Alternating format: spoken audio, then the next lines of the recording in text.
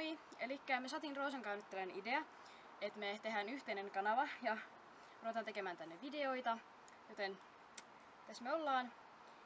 Ja niin kuin yleensä kuuluu, niin nyt me sitten kerrotaan itsestämme jotain pientä tietoa.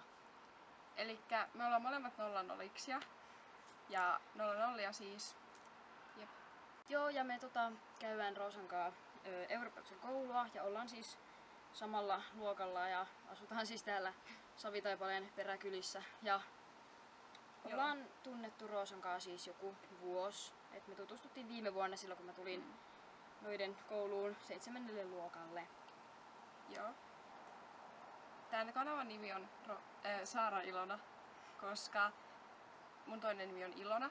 Ja se ei kuulostaisi kauhean loogiselta, että Saara Roosa tai Roosa Saara. Ja me ei keksitty mitään luovempaa nimeä, niin me päättiin sitten pistää tämmönen. Niitä tunnettiin se Roosan toinen nimi sitten siihen, koska kyllä. Roosa Saara ei kuulostanut hyvältä tai Saara Roosa. Mutta elikkäs mä aion tehdä tälle kanavalle ihan jotain perusvideoita, just tämän maileita, haasteita, vlogeja tai mitä ikinä nyt keksitäänkään. Kaikkea maan ja taivaan rajalta. Jep. Ja me tehdään siis videoita yhdessä silloin, kun me niin kun ollaan yhdessä. Tyhmälle. Niin. Ja sitten me tehdään myös yksin videoita. Tai niin kun, Elikkä meillä molemmilla on ollut omat kanavat jo aika pitkään. Ja nyt me päätettiin sitten, että me ei tehdä niillä videoita, vaan me tehdään yhteinen kanava ja tehdään tänne videoita.